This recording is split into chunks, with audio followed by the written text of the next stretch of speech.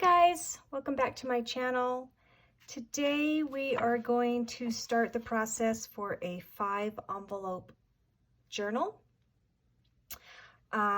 This journal is the one that Carol Tinson came up with. At least that's who I saw that did this. And I love this journal because it's quick and easy, and it makes great gifts for people, and it gives you time to work on other things and still be able to complete something relatively quickly if you're looking to do something beyond selling your product or putting the time into a larger journal.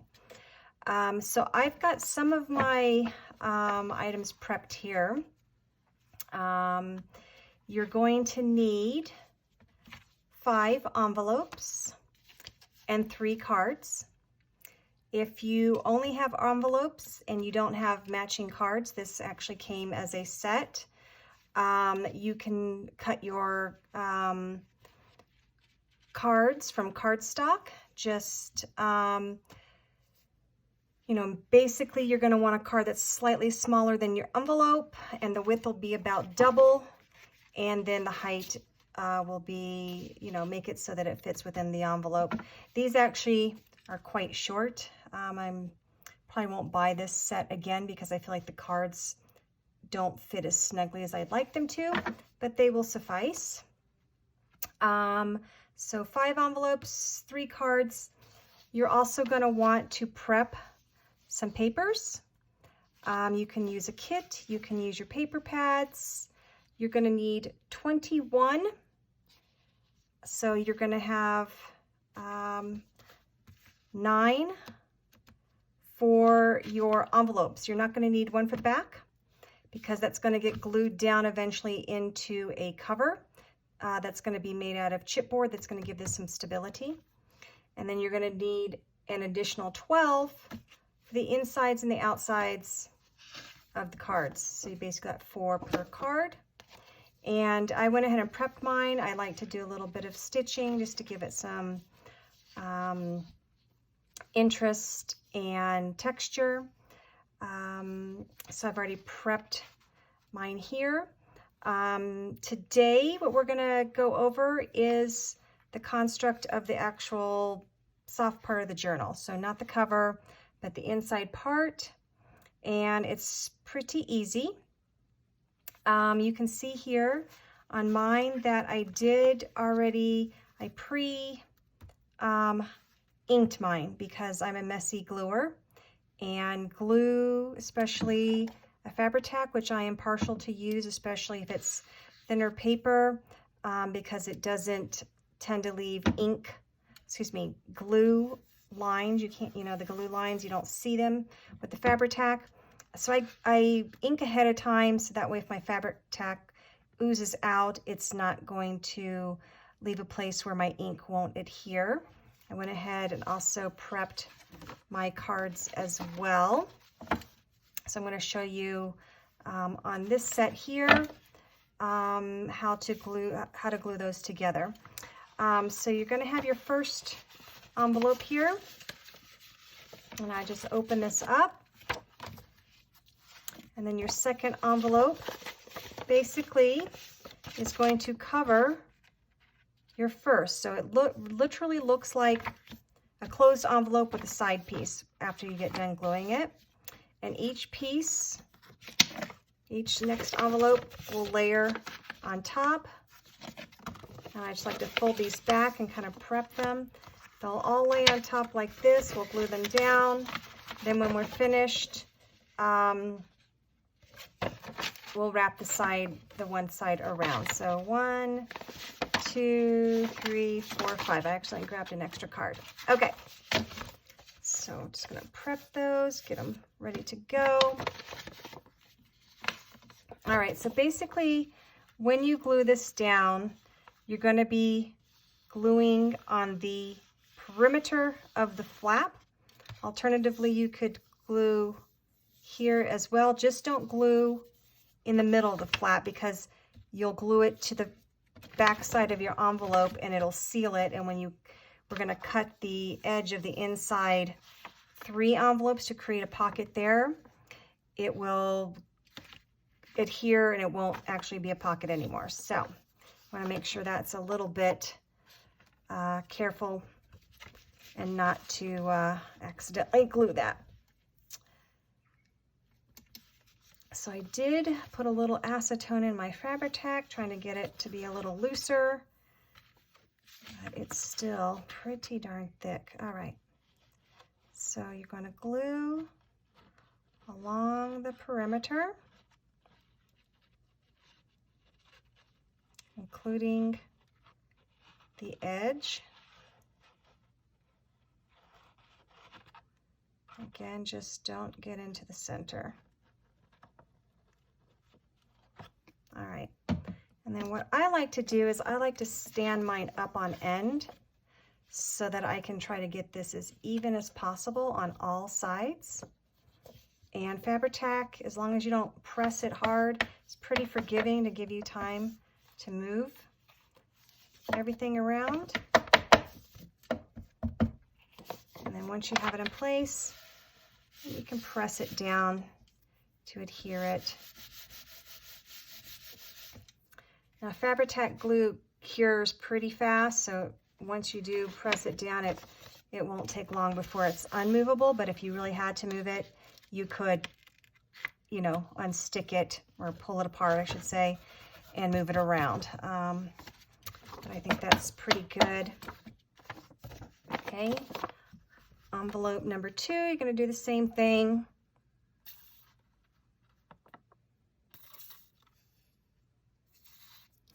So again, just gluing around the perimeter.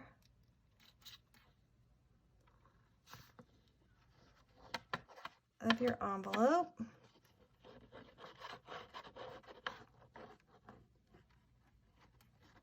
Including along the seam up here. Okay, and again, I like to stand mine up on end to make sure I'm getting a very square.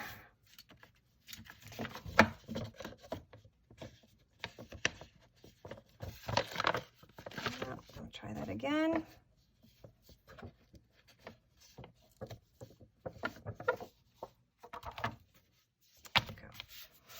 Okay, and press it and adhere it.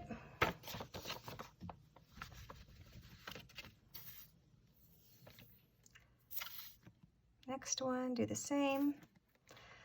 So I do have a new camera set up.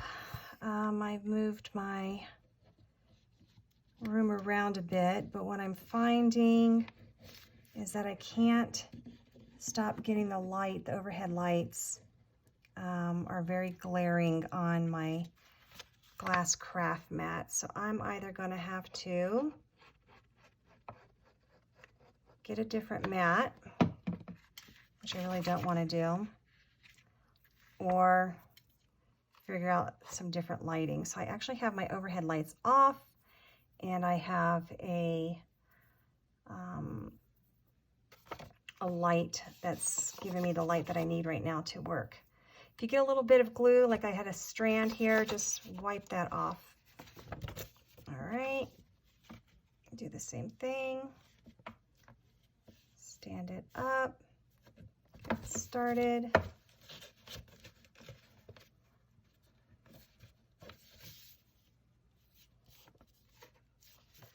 And if you're happy, press it down. Last one.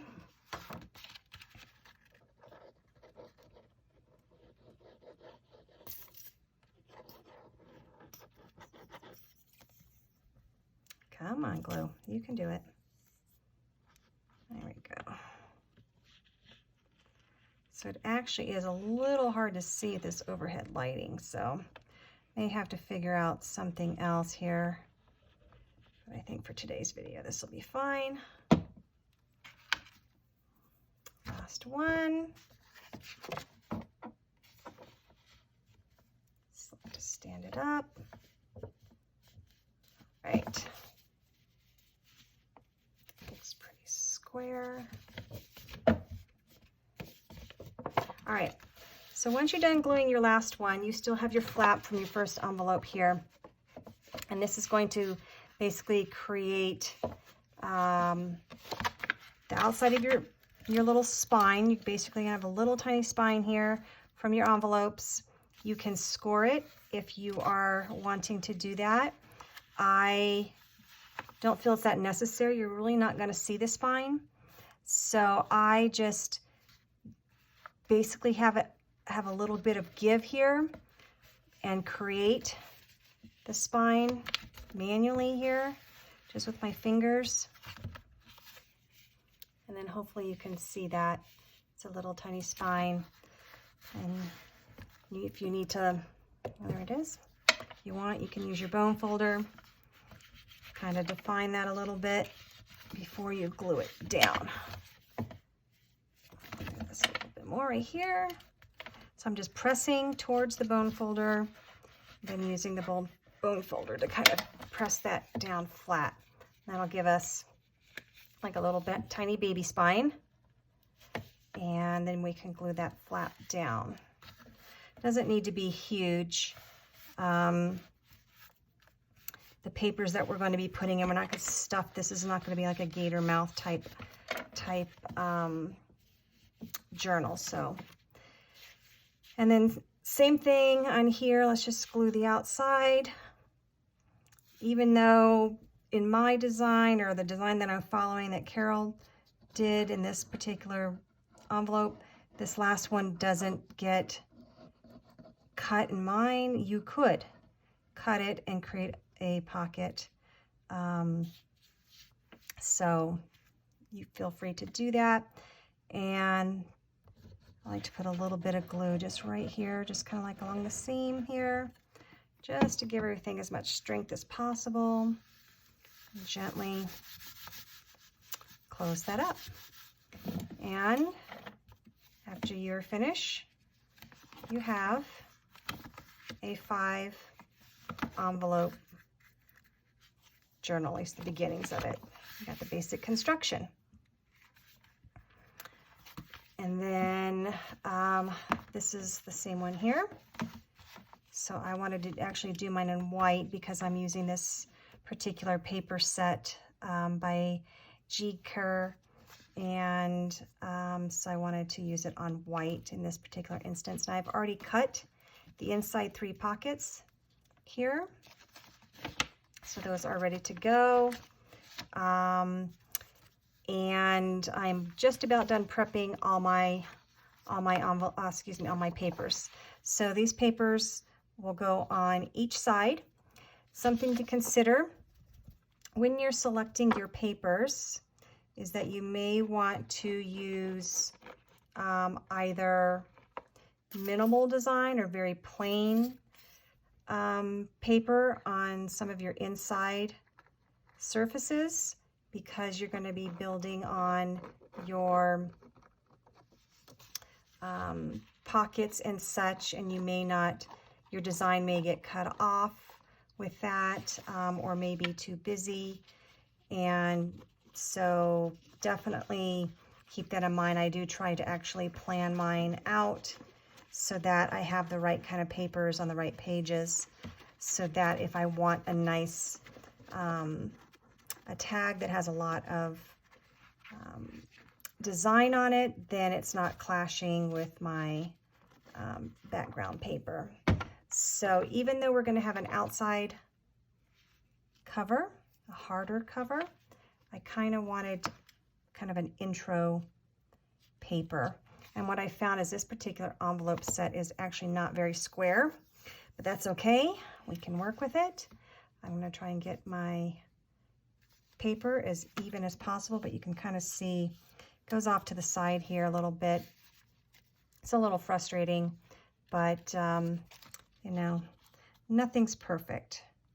And I opted not to ink the actual paper and just ink the envelope as well. And because you're just doing the edge, you don't need to ink very deep. In this particular case, I used Distressed Ink. I used lilac and then put a little bit of Faded Jeans over in places. So I actually need to finish that on my cards.